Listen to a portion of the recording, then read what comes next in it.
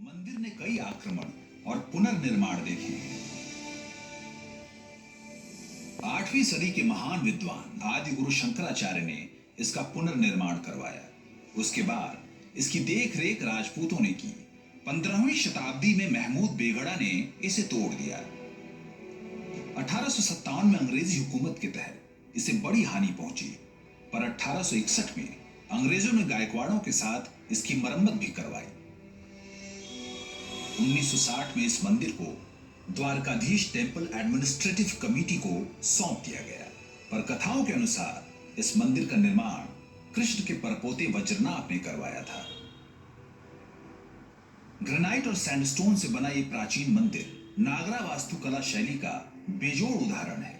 इसमें 5 मंजिलें और 60 स्तंभ हैं। इसका शिखर करीब 38 मीटर ऊंचा है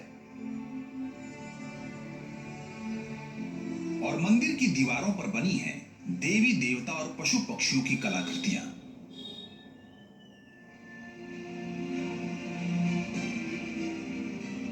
इस भव्य राजसी मंदिर के अंदर विराजित द्वारकाधीश की प्रतिमा को द्वारकावासी किसी राजा की तरह ही पूजते हैं।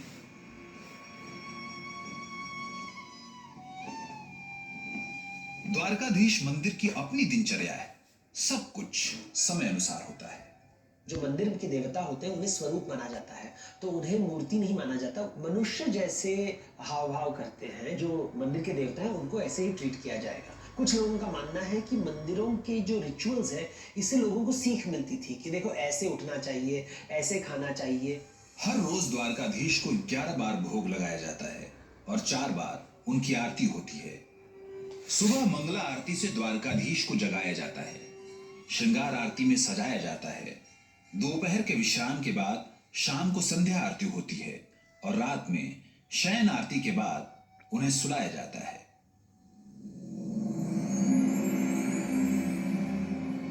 सुबह की मंगला आरती के बाद भगवान कृष्ण जाग गए हैं। उन्हें 2 भोग लग चुके हैं और उनके दर्शनार्थियों की संख्या बढ़ने लगी है। द्वारका की गलियों में तुलसी माला बेचने वालों की भीड़ लगी है। कृष्ण की पूजा में तुलसी का बड़ा महत्व है। माना जाता है कि तुलसी कृष्ण की पत्नी होने के साथ साथ प्रेम का प्रतीक है।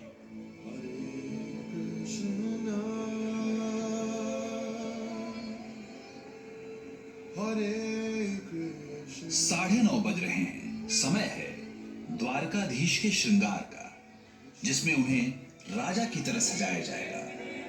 भक्त बेसब्री से इंतजार कर रहे हैं इस क्षण का और आखिरकार खुल गए हैं पट।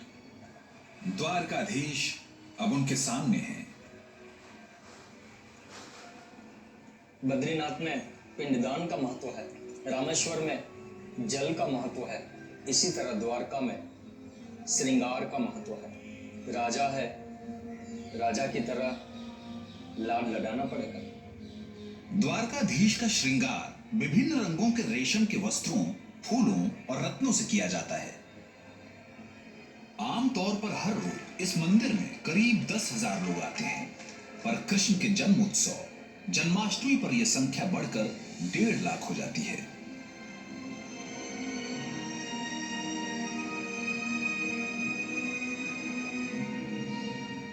द्वारकाधीश की प्रतिमा की अनेकों कहानियां हैं।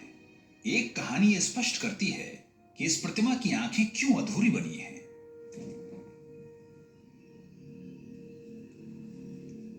इस कथा के अनुसार यह प्रतिमा सावित्री बाव यानी कुएं में मिली थी। 15वीं शताब्दी में मुस्लिम आक्रमणकारियों के डर से पंडितों ने इस प्रतिमा को कुएं में छुपा दिया। कहते हैं कई साल बाद कृष्ण एक ब्राह्मण के सपने में आए और मूर्ति को कुएं से एक निर्धारित समय के बाद निकालने का आदेश दिया। यह सुनते ही वो ब्राह्मण बेताब हो गए और उन्होंने मूर्ति को समय से पहले ही कुएं से निकाल लिया। इसलिए इस प्रतिमा की आंखें पूरी तरह से बन नहीं पाई और आज भी आधी बंद दिखती हैं। तब से काले पत्थर से बनी 2.25 फीट ऊंची चतुर्भुज रूप की यह मूर्ति यहां स्थापित है।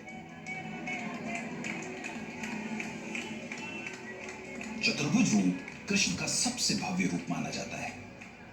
इस रूप में उनके 4 हाथों में पद्म, गदा, शंख और चक्र होता है। यहाँ के दर्शन का महिमा बहुत ज्यादा, जो कोई यात्री जाता है अभिभूत हो जाता है, वो एकदम चकाचौंध हो जाता है। हर आदमी जो होता है वो अपनी जिंदगी को किसी चीज के साथ जोड़ता है, लेकिन भारतीय परंपरा में आप अपनी जिंदगी को सुधारने के लिए एक कोई देवता के साथ अपनी जिंदगी को जोड़ देते हैं। तो मुंबई में जैसे गणेश जी के साथ लोग जुड़ जाते हैं, वैसे द्वारका में लोग कृष्ण के साथ जुड़ जाते हैं। और इसी तरह द्वारकाधीश से जुड़ा है झील का जीवन। आज द्वारकाधीश का राज